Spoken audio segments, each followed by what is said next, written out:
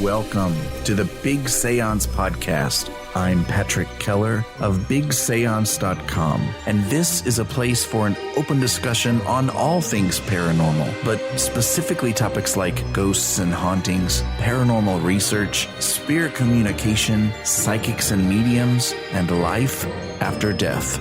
So basically, anything that pops up in my paranormal world. The candles are already lit, so you might as well come on in and join the seance. Claire Broad is a medium, spiritual teacher, and best-selling author. She gave her first message from the spirit world to a relative at the age of 4 and began developing her ability as a medium from the age of 21. She is accredited as a registered and approved medium with the Institute of Spiritualist Mediums and has built a strong reputation for being deeply spiritually aware whilst maintaining a down-to-earth, honest, compassionate approach to her work. Claire resides in Fleet, Hampshire, in England, and please, you all know Claire.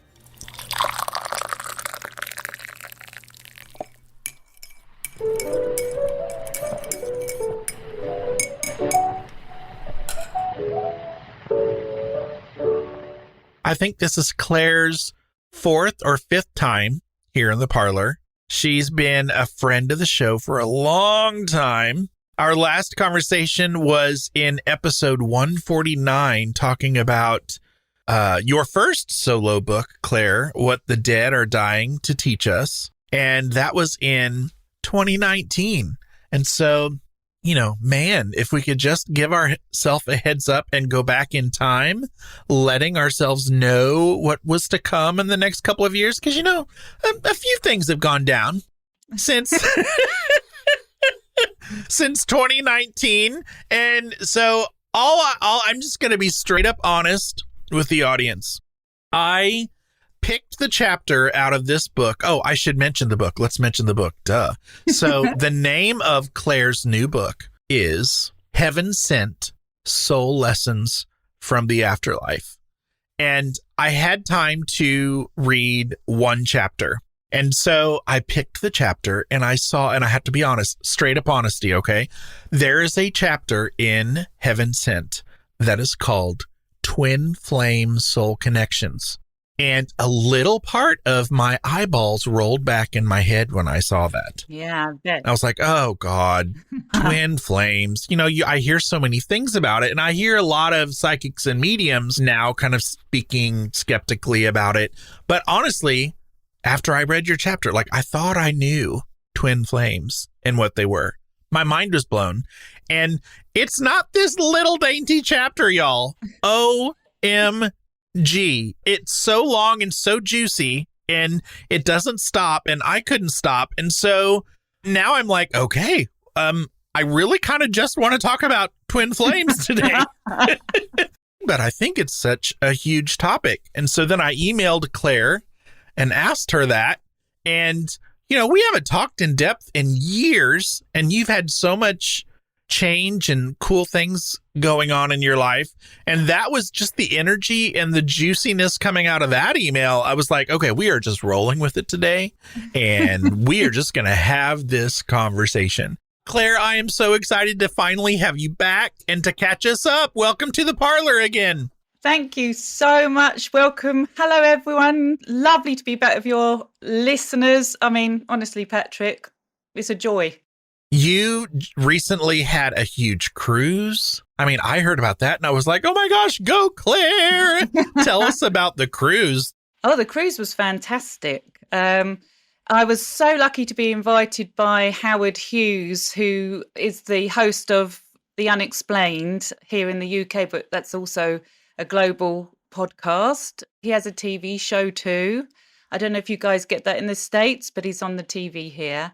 And he invited me to journey around Europe through Spain. We went to Malta and to the Canary Islands and just bring our expertise, if you like, to unsuspecting travelers. I mean, that was the really incredible thing. TUI and Marella Cruises invited paranormal speakers. So they were just incredible speakers David Whitehouse, who over here has been on the BBC many times. He's a reporter on space, but understands physics, and he's a physicist, and really credible people. There was Melvyn as well, who was from, oh God, my brain's gone. Melvyn Willin? Melvyn Willin, that's the one. God, he's so lovely. So I was with Melvyn Willin, and he was talking about, he had recordings from obviously the Enfield poltergeist case.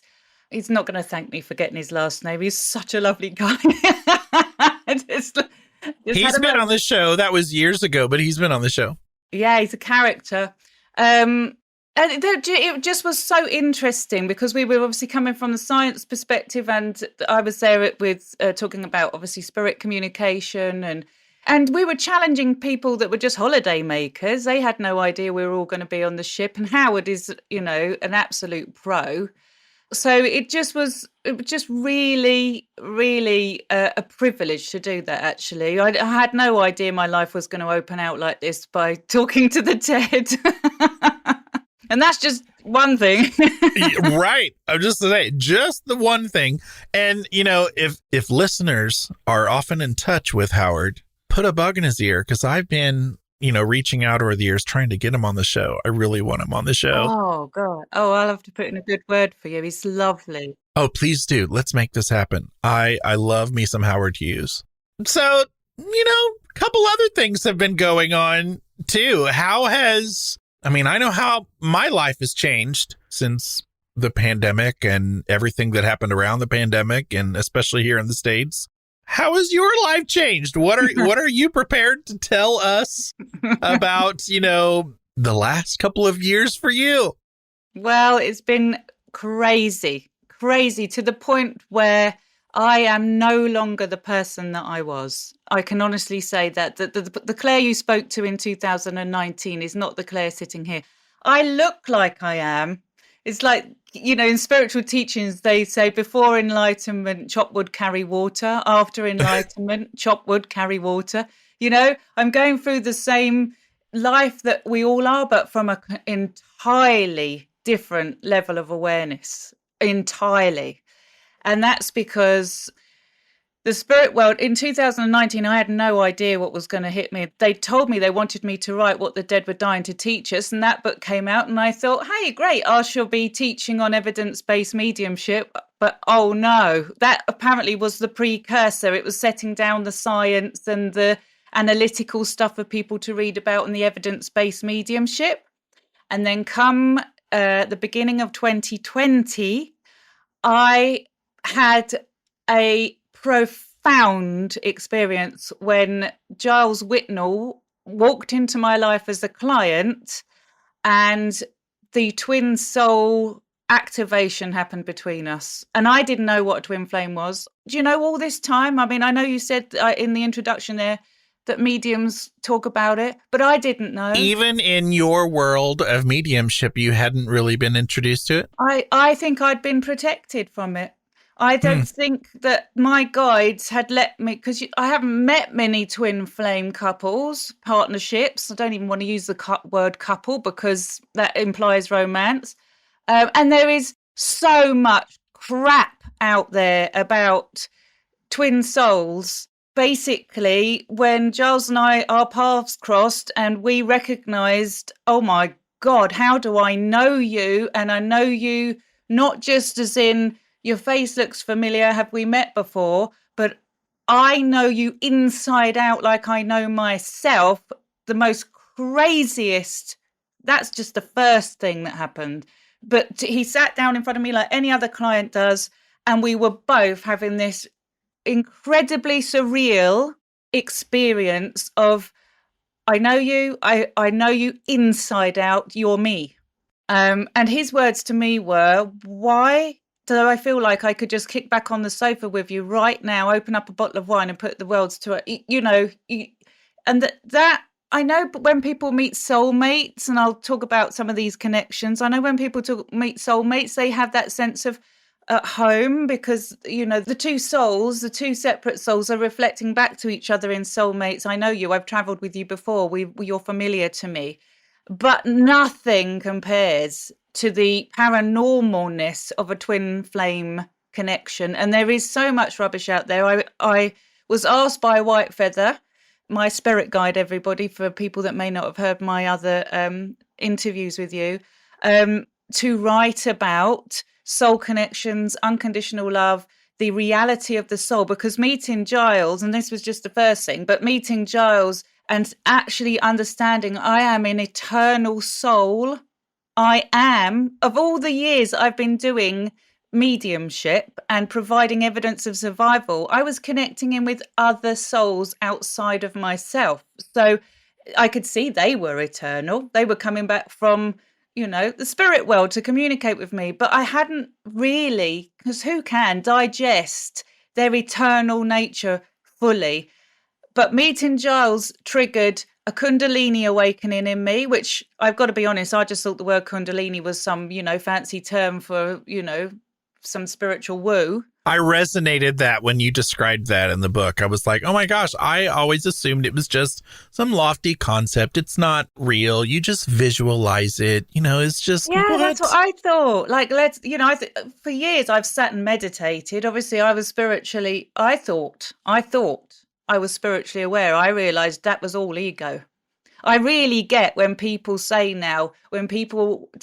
they're spiritual, I'm so spiritual, or they judge other people, or you're not spiritual enough.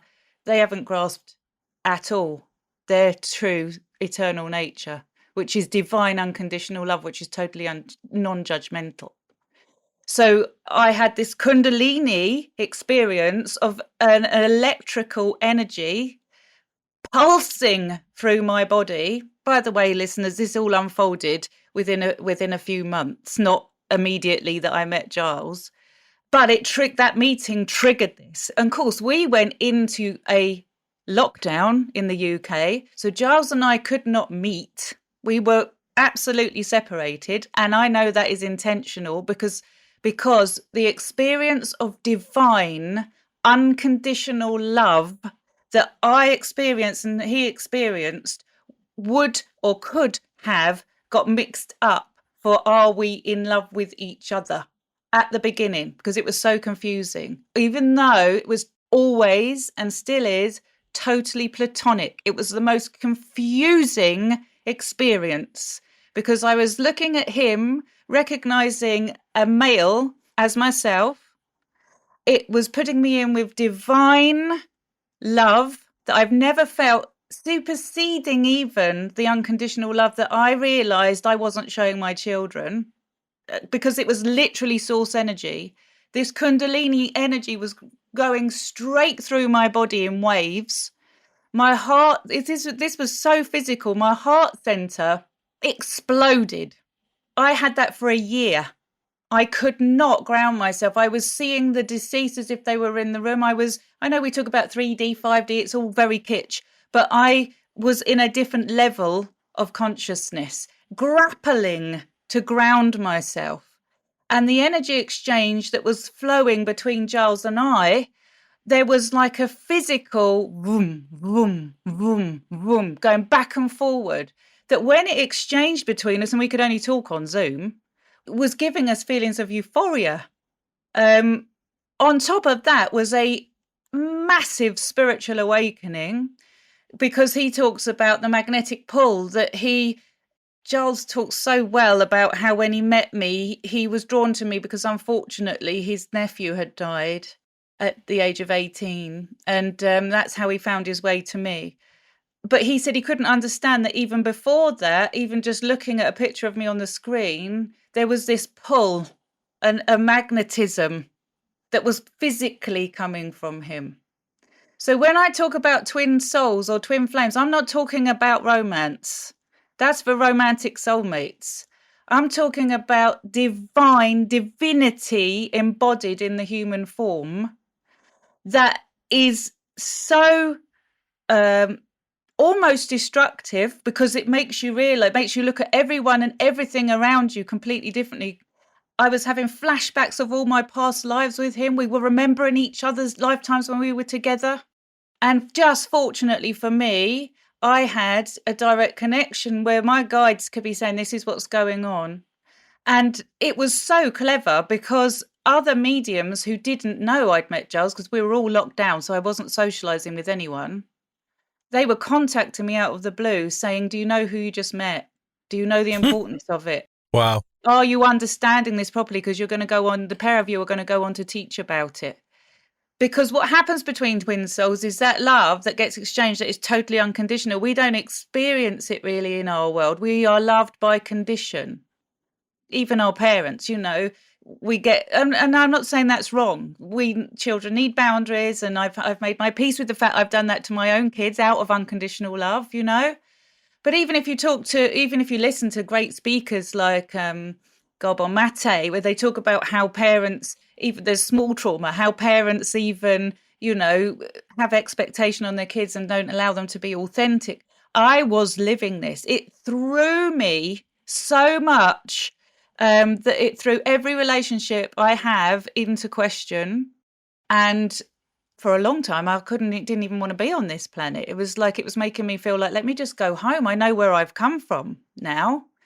And I, for the first time, experienced my absolute knowing that I am an eternal consciousness, and that Gyles and I had exactly the same frequency, same soul energy, and he was my mirror counterpart. He's so different from me. He's 12 years younger than me. His personality is completely different. I'm like school teacherish, and a control freak, OCD, love lists, achiever. He's so laid back. He's totally masculine, absolutely, covered in tattoos, real kind of rock and roll guy. He's so cool. And yet this familiarity between us was so confusing, because it's like, you're not my type of person even, but I completely love you, because you're reflecting back to me the love in me. And for him and I, that took a real level of maturity and spiritual understanding for me being able to get that, because he came to me because he wanted a reading. And then I'm trying to say to him, ever heard of a twin soul? Because I think this is what we're experiencing. And I give him full credit, because most twin flame connections separate. It's too intense, the energy exchange, all this going back and forward. I've got to let people know that a twin soul is the way that the universe manifests the soul into physical embodiment. So because we move in the universe in terms of duality, there's gravity and anti-gravity, matter and dark matter, quarks and anti-quarks, cold and hot makes temperature, up and down, night and day. Everything is in duality, and even our souls. So we are all twin souls. No one is special here. We are all twinned. The soul manifests as an equal on mirror opposite in order to have any kind of experience. And that is a massive leap of faith. And how Gyles didn't run away, I give him full credit, because most twins separate because I haven't even touched the surface of the things we experienced. And I really believe that if science could truly find twin soul couples, I prefer that to twin flame because it's so, romanticized. I mean, I'm talking about how consciousness forms in the universe here. If science could study pairings, they would really come up with some really insightful things, because Gyles and I can see, because we've managed to hang on in there and find a way to have a lovely, beautiful, unconditional relationship between us, despite our very separate lives. We've integrated each other into each other's lives successfully. That took real bravery, and it took real love on the part of everybody else around us to try and understand us, because it's very unusual. Twin flames are complete opposites, and there is cultural differences, religious differences, massive age gaps. I mean, one could be 6, one could be 70, They are not romantic soulmates, and somehow this has become the buzzword in mainstream media, with even people, writing songs about it and Hollywood jumping on it, and they're not telling the truth of it. This is a very spiritual experience that you, honestly, if you have it, it's going to turn your life upside down. And it is not easy. It's not a walk in the park. It will involve an ego death. You will have to look at things differently. There will be a dark night of the soul. You know, you will plummet from that great height at some point, because we are not back in the spirit world in divine love. We are here on this planet. And then the two of you have got to grapple with that, with all your past traumas and all your past experiences, and try and find a way not to make the other run. And most people aren't successful because they don't understand soul connection. So I came to this book. The amazing thing about Gyles and I is we are totally complementary but completely opposite. Just like cold and hot makes temperature, he and I, total opposing ends of the scale, make the soul, the one whole soul. It took me ages to own that. I had to see it playing out. So did he, in real time. Our lives seem to run in parallels. The synchronicities are ridiculous. Our parents have the same birthdays. Our grandparents have the same names. We worked in the same line, in the same industry, both of us, even though he's 12 years younger than me. Now he's an energy healer, a shamanic practitioner who works with spiritual crisis and is awesome. I've never known a healer like him. And I've been around the block now for a lot of years, Patrick, you know. But he's very physical. I can literally see the energy. He can work in a way that isn't fluffy, because we need more men. We need the men in this field. It is so female dominant. So he's gritty and hands-on. So the females are wonderful at the nurturing healing and the subtle healing and the subtleties of it all and helping people heal. But we also do need that gritty, let me get in there. I'm going to deal with the real darker stuff here. He excels in all of that with spiritual crisis, haunted locations, all that kind of thing. So, of course, the spirit world put me and him together. He's the energy healer. I was the medium. Put together, we made one whole team to be able to then, I was then taught directly. He and I sat every week, letting the spirit world train us in how we were going to work. And ultimately, off the back of it, came Heaven Sent, because they taught me all. I've done thousands and thousands and thousands of readings. And all over that time, I have been shown by people's loved ones that love is eternal, it's unconditional. And I was being taught all the time about these different soul connections, karmic connections, catalyst connections, life partner and romantic soulmates. That gets so confused. People are in life partner relationships, soul dynamics, and they're saying they're with their soulmate when they're not. Romantic soulmate. And that's okay, right? It's wonderful. Yeah. It's wonderful. So true. Let me just to explain the difference. I'm sorry, I'm going all over the place. No, I'm totally loving it. And listeners are going to be like, I have some clarifying questions I'll get to later. But yeah, great. I mean, I told y'all, right? Like, this is the episode right here. Twin flames and soul connections. And the thing about this is Heaven Sent has been written so that people can identify for themselves their own soul connections, because in another person, we have our own soul reflected back at us. And that happens in all soul connections, not just twin flame. So all soul connections are mirroring to us who we really are and the work that we came here to do. So I write in Heaven Sent that we all came here to journey together, to walk each other home. And all of these very triggering, very painful, often soul connections, because love is painful, right? It shouldn't be. Love itself isn't painful, but the way we deal with it here on this planet is painful because we put conditions on it. So when we have a karmic connection, so that means somebody that we've met in another lifetime, that there's an unfinished story there that we've met up again in this lifetime, and we have a very challenging relationship that's painful. I'm trying to help people understand this was the purpose behind it. These are the markers. This is how you can identify it, because I've realized in thousands of readings, there were common denominators that allowed me to identify, oh, you're in a karmic connection. Oh, this is a catalyst connection here. This is what you're learning from this. Angel babies, Earth family and soul family. I write all about all of this in Heaven Sent. People were coming to me saying, why can't I get on with my family? Why do I feel like I'm totally at odds with them? Because they had incarnated into a family that wasn't their soul family deliberately.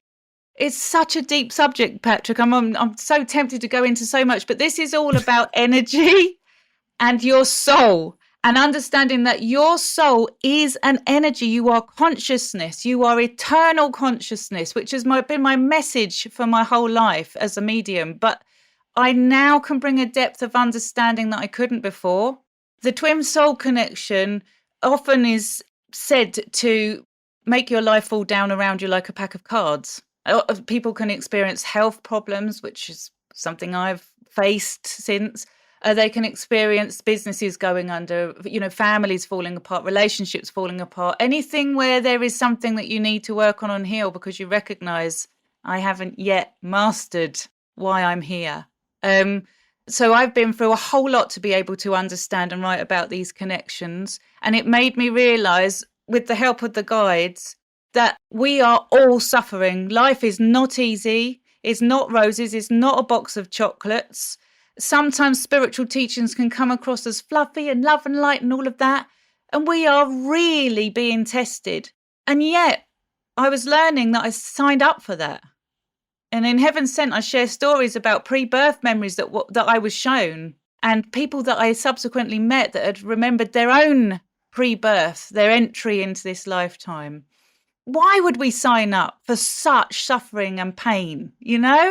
Why? It's all of those questions. I throw my toys out the pram because, when this twin soul connection was triggered in me, it was not as lovely as it was to feel unconditional love. It was not an easy experience. And then for everything else to unfold, and I was in a pandemic, and, there was so much difficulty around that time. It was unreal. And all of us were suffering. We were globally suffering. So I wrote Heaven Sent in that time for people who are suffering, who have lost loved ones, true loves, whether that's in relationships in this lifetime or whether that's that they've lost someone to the spirit world now, to help them understand, 1, their eternal nature, 2, the difference between unconditional love and conditional love, and 3, so they can recognize their soul connections, make greater sense of their own lives here, fulfill their life purposes, so that their soul journey, they can understand that they haven't made any mistakes. We don't love ourselves unconditionally. Everything is providing the soul with exactly what we need, not what we want, what we need. And these aren't teachings that haven't been around. These are all teachings that have been said before, but I never teach what I haven't walked. And I have walked it. And I have learned from that twin soul connection and all of the experience that I've had that we are so intimately connected with each other. We are literally divine, eternal beings.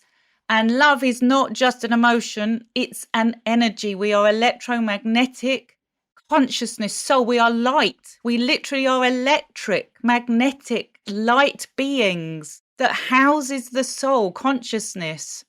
And that we all journey on together and journey with each other home. This is about the whole. It's not about, if you meet your twin flame, you will start to understand how we are all one. It's about finding oneness. Twin flames, I write in the book, twin flames are about finding oneness with everything.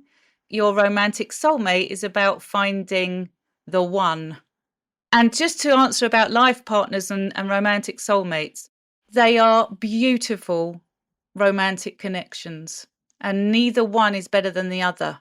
In Hollywood, we've really romanticized and held up high romantic soulmate connections, but they have just as much opposing downside to them as the life partner, which is often people look at it and think, I want a soulmate, but the life partner is actually providing them with amazing stuff they're looking through.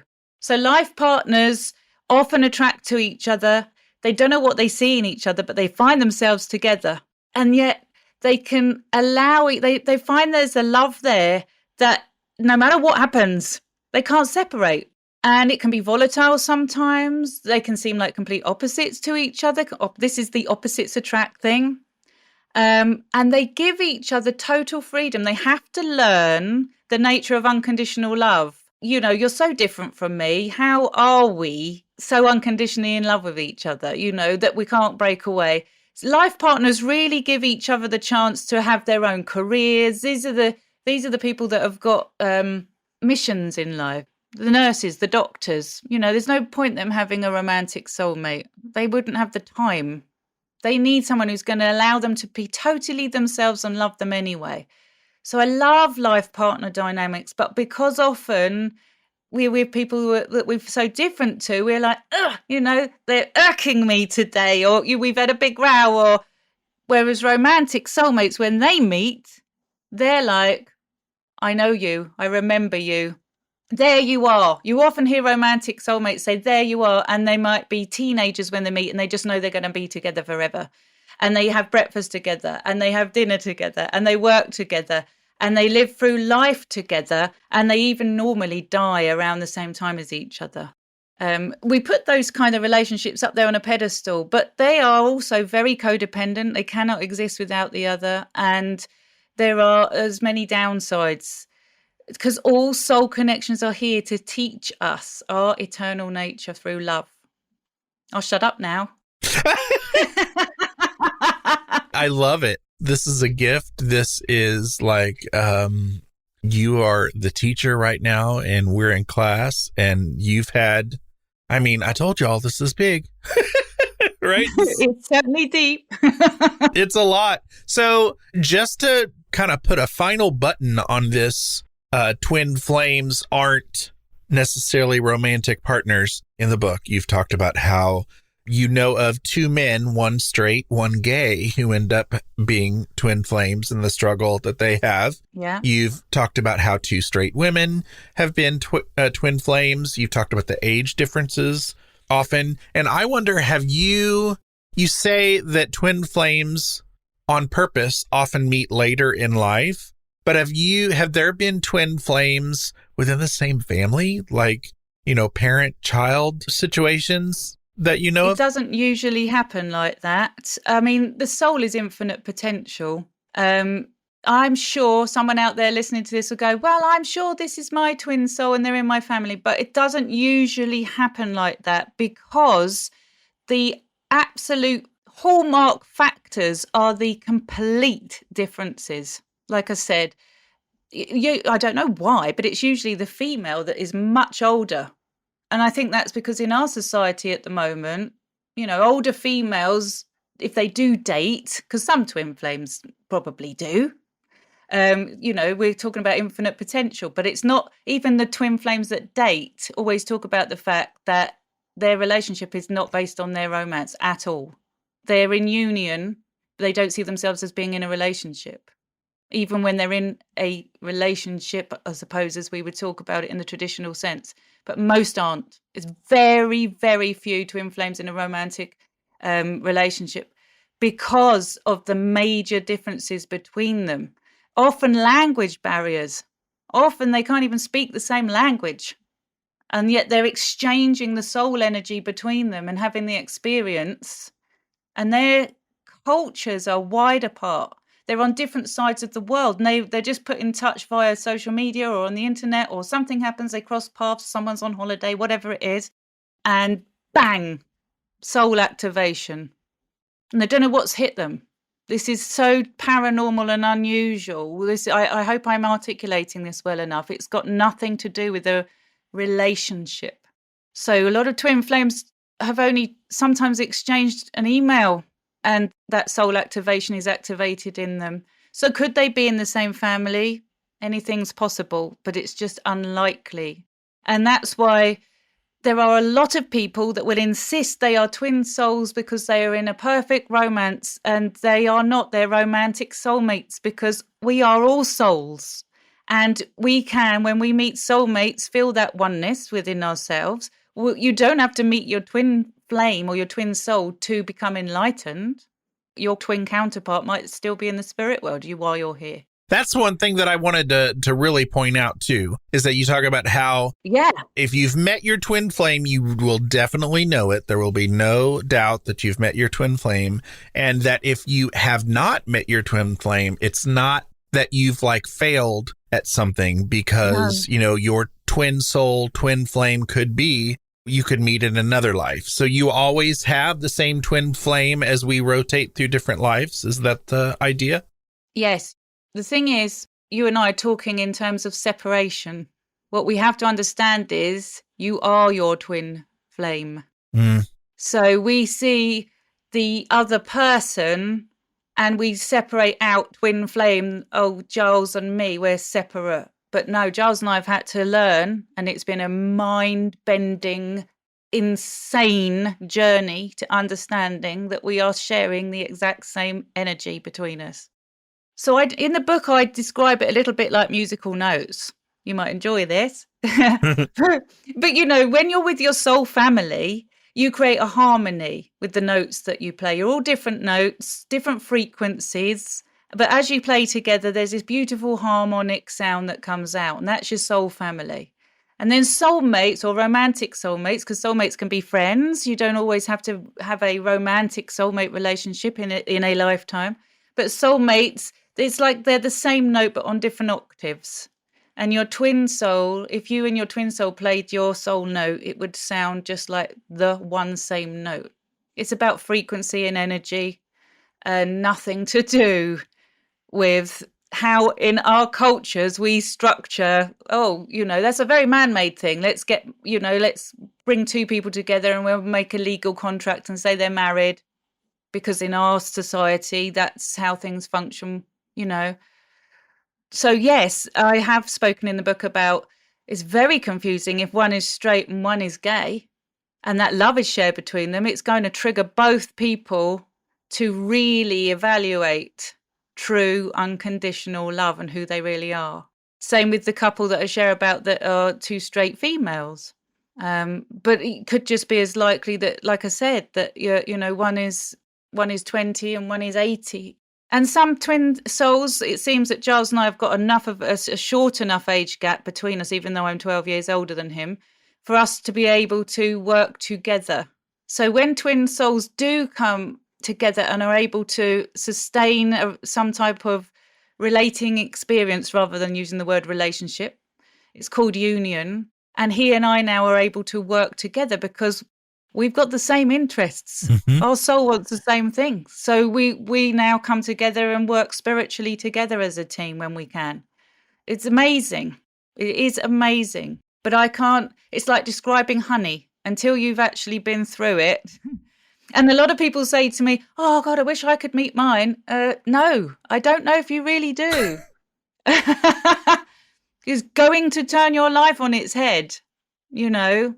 So I work with a lot of people now to help them understand soul connection, because most people want love. They come from love. They want to experience love. And whatever soul connection you're in, it's divine. We cannot put these soul connections above each other. They are totally equal because we are all one and the same. And we are all connected. All of us are born to need love. Whether we get it is another thing. And that's what ruins us in this world. And so you have been lucky enough to have the connection all through this with Whitefeather, your guide. Yeah. Right? And so he's also communicating with you and guiding you through this, or did he peace out and let you kind of struggle through it on your own? No, I didn't struggle. I would have I wouldn't have known what to do without him. He was from the get-go getting messages to me directly, channelings. Because of the Kundalini awakening, I was so in touch with the spirit dimensions. I didn't feel like I was even walking in this world. It was surreal.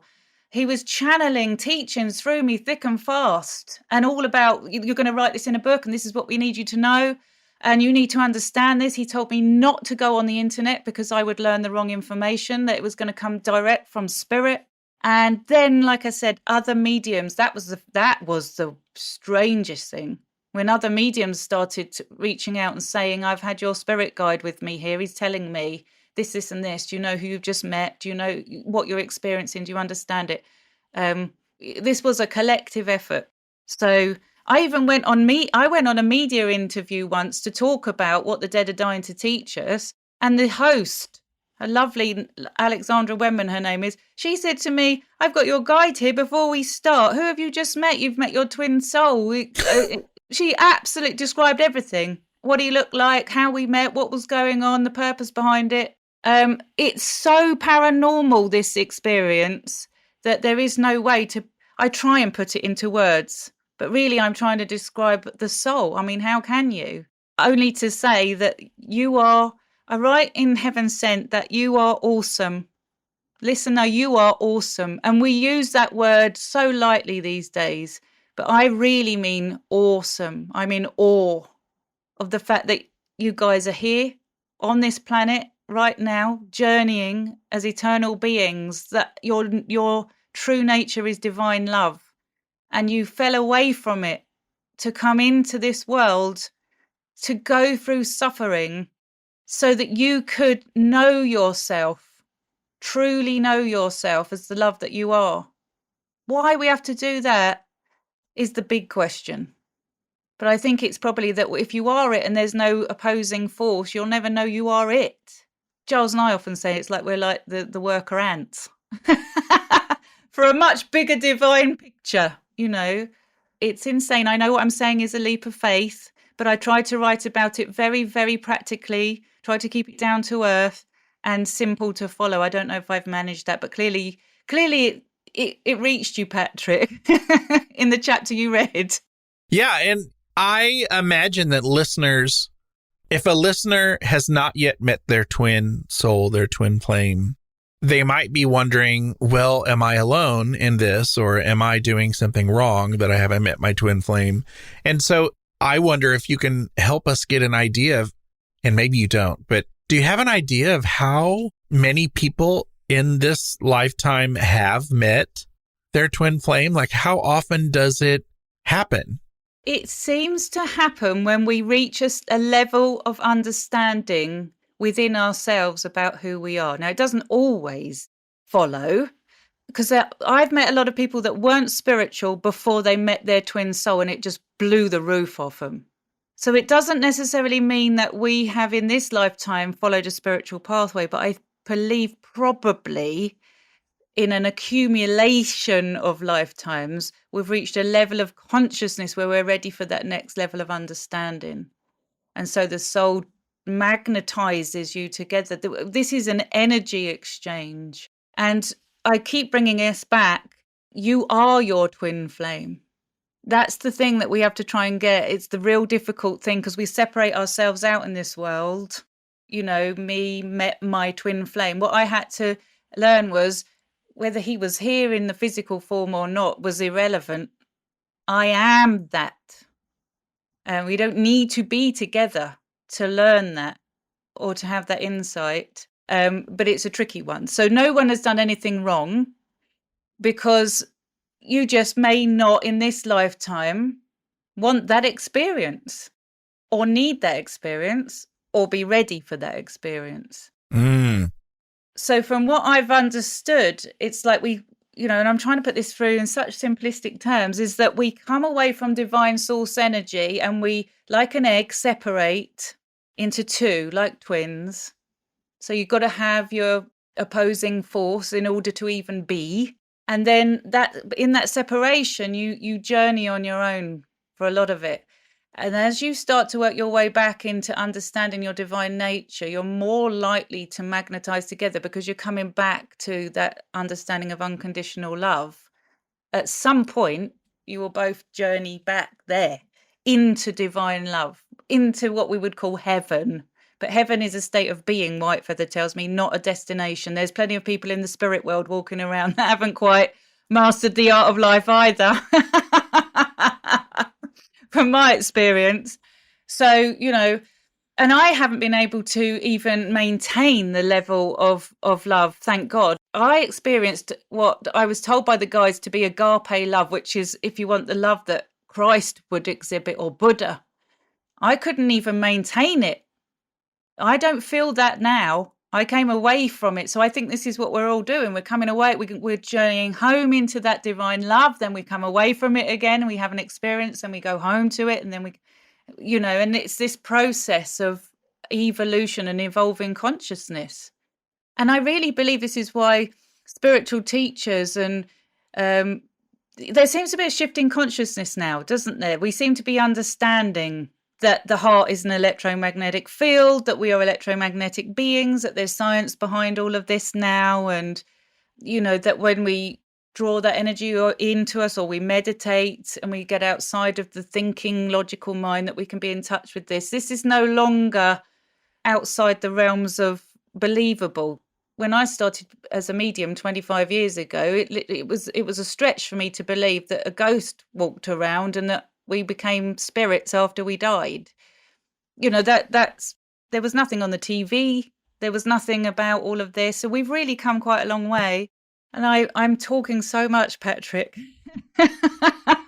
Again, this is a gift, and it's a class that I'm excited to, share with the audience. But it is complicated. It sounds complicated. And again, I'm just talking about this one chapter that I read, but you have given a couple of bulleted tips on either, I think it's how to identify whether you're in a twin, you've met your twin flame, different characteristics of how that relationship could go, but also how, if twin flames separate, which often they do, you say, it's not necessarily bad, because the point of that was, now that you've met your twin flame, it's now growth, kind of your own individual growth and the death of ego, like you said. Mm-hmm. And so even if your twin flame and yourself can't manage the extreme it sounds like energy, it still served its purpose, kind of. Am I interpreting all of that right? Perfectly. So some of the hall markers are the fact that there will be, first of all, when you'll meet, you'll see your own soul staring back at you. It's the most surreal thing. But then there will be a Kundalini awakening. There will be this energy exchange that is completely real. This electrical energy exchange that will flow between you. One might feel it, the other might not, because you are a positive and negative charge to each other. So this is why quite often one twin flame is pulled into the dynamics. They're experiencing this blissful state and going, oh my goodness, I want to hold on to you. I never want to leave you. They're mistaking the fact that this person is the love, that they don't realize it's that they're recognizing their own soul. Quite often then the negative charge will run, they pull. So this push-pull dynamic that is hugely intense unfolds in every twin soul connection. And the energy exchange between the people pick up on it. But when they're in the same room, this was what was so weird with Gyles and I, people would be acting really strange. They would be acting like they were high because they were picking up on the energy, the love energy that was being exchanged. We've balanced all that now. I mean, but at the beginning it was so intense. It was, people were saying they could pick up on this love. They were emotionally tearful. Can I stop you real quick though? Before you move on, it's going to sound like I'm making a joke, but if you are feeling that connection, and you are not entirely sure if your twin or who you think is your twin is feeling that connection, how do you not be a stalker? If it's well, that's it. If you're not sure that it's coming from both directions, it seems to me from reading it that it's so intense. Like, I would be worried, oh my God, what if who I think is my twin calls the cops because I'm a little extra right now? Well, okay. So this is the thing. Sometimes I've seen people do that. They're not twin souls. I've seen people do that in catalyst connections, become the stalker, because they become, in catalyst connections, you experience that divine love between the two of you, two separate souls. You become like one, literally.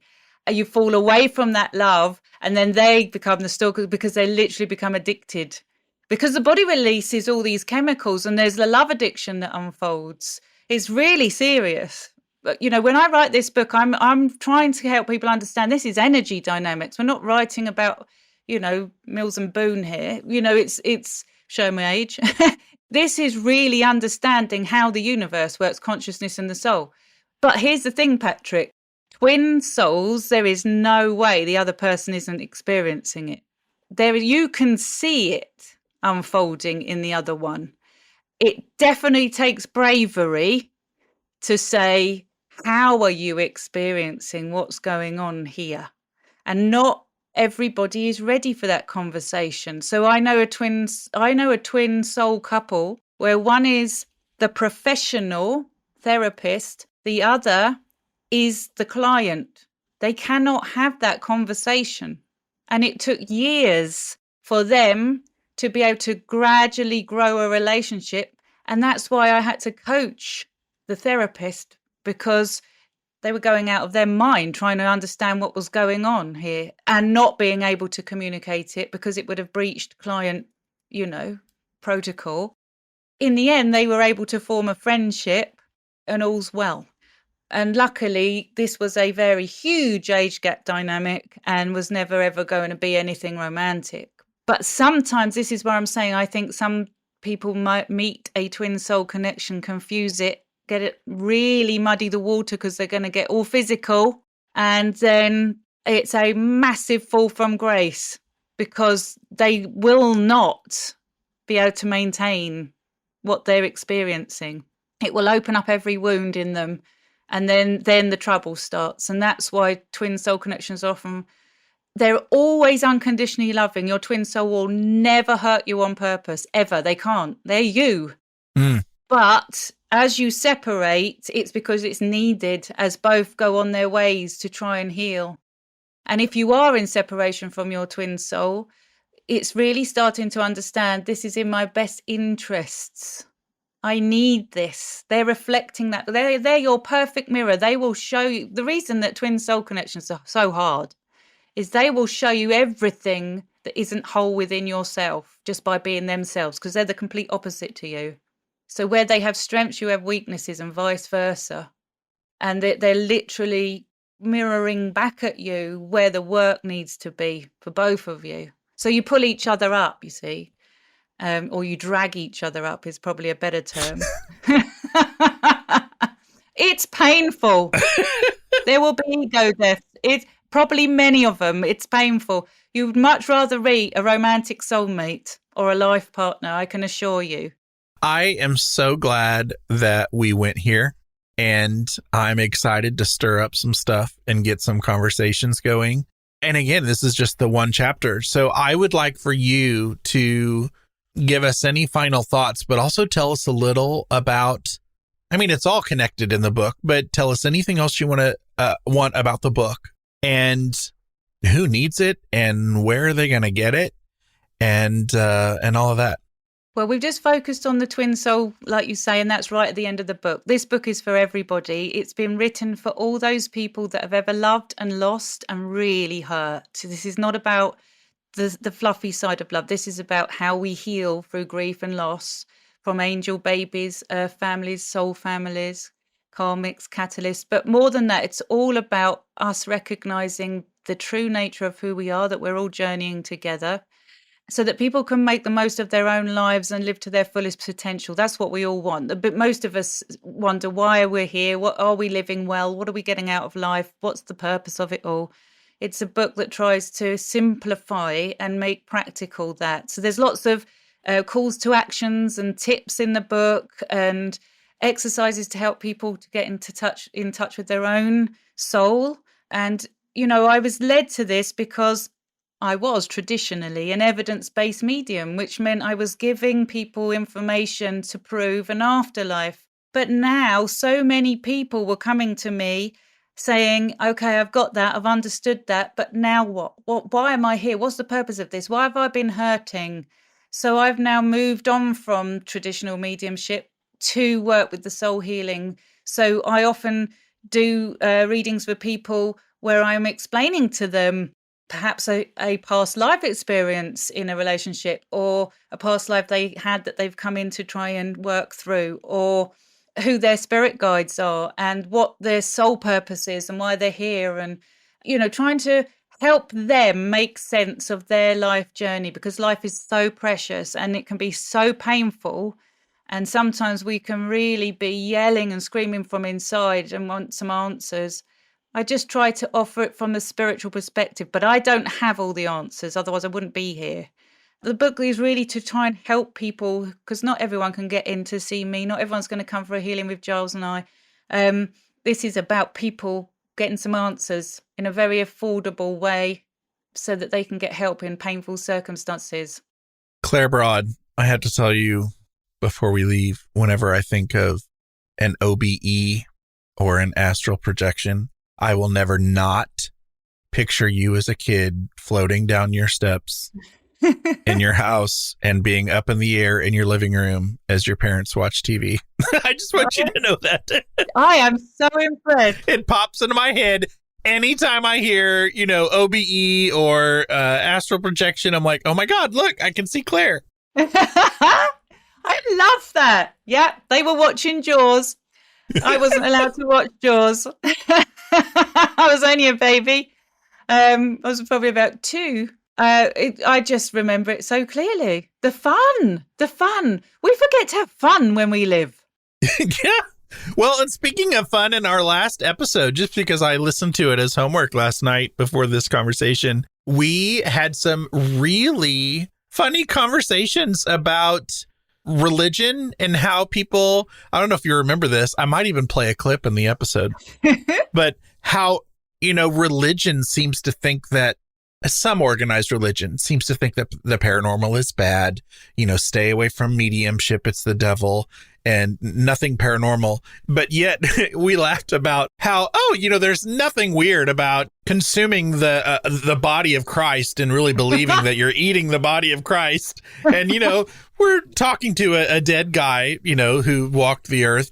Nothing paranormal about that. We laughed so hard, and I really, I needed to hear that again. Well, you know, one day I hope we meet in person, Patrick, because you need to meet people you can vibe high with, don't you, and laugh.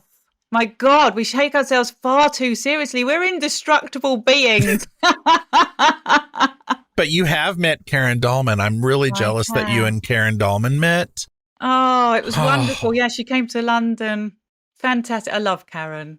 Yeah, she's fabulous. I'm going to have her on the show soon too. Oh, great. It's time to revisit with lots of my earlier guests that we've known in the show for so long. So, Claire, where can people find you now? Where are you currently hanging out? So come find me, www.clairebroad.com, or Together with Spirit on YouTube. So I've had to have a little break just for health reasons, but I'm coming back into things. So there's videos there, or find me on Instagram. But I'm also on a healing journey too. You see, I'm walking the talk, everybody. You know, life isn't easy for any of us, and mediums are no different. So yeah, come and find me. Ask me any questions you like. I love engaging with people, and I will come back as soon as I can. But yeah, that's where you'll get me. So we've talked to the new Claire Broad today. Yeah. I mean, it's probably not coming across, but the way I live is different. And even my work, leaving behind the evidence-based stuff and focusing much more on spiritual crisis and all that kind of thing, really helping people with the grit. You know, that's where I'm going next. So lots to come from me, completely different. Claire, you rock! So do you! Yeah, I got you to sing! For show notes, including links to anything we may have mentioned in this episode, visit bigseance.com. And you can continue the discussion and hang out with a great community of paranerds by joining us in the Big Seance Parlor on Facebook. Want to hear your voice in a future episode?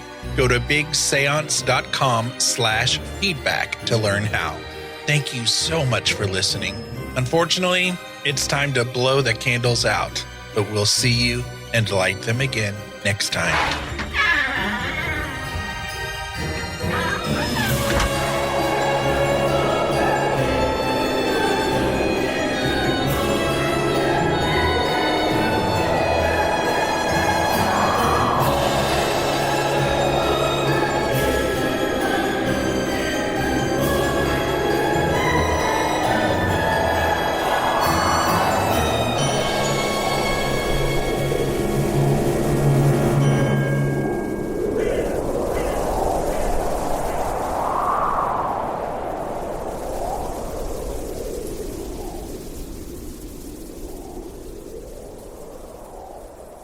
Thank you to the following super paranerds who support the show at patreon.com/big seance. Jennifer Scanlon, Michael Henson, Daryl, Anne-Marie Sullivan, Natalie N., Kim Robb, Josiel Lorenzo, and Susan Davey. My supporters at the parlor guest level, who can be found at bigseance.com/parlorguests, are Allie of Hocus Pocus Collector, Anne Rekovich from OzParatech.com, Dina DeCastro of Dina DeCastro Astrology, Janae Michaels from Grey House Tarot and Farm Artifacts, Amy Park Gedicke of amyparkg.com, Lonnie Scott from weirdwebradio.com, Lana and John of Carbon Lilies, Midge Munster from midgemunster.com, Diane Razmataz, Heather N., Tracy King, Andrew Watson, Amy Taylor, Christine Rath Selhe, Mindy Kentop, Hope Battaglia, Casson Bailey, Melissa Armour, Janet Shaw Benz, Bruce Williams, and Christopher Kohler. And I currently have 4 awesome listeners who support the show at the $10 level, y'all, which, as you know, isn't even a thing. Those awesome paranerds are Glenna Becker, Steve Skinner, James Wilfong, and Peggy Hagen. Want to know what's even better than the completely made-up $10 level? You know the answer to this. It's the completely made-up $20 level. And who are they? Norman and Linda Keller, that's my parents, and Kevin Gilbert. Thank you, paranerds.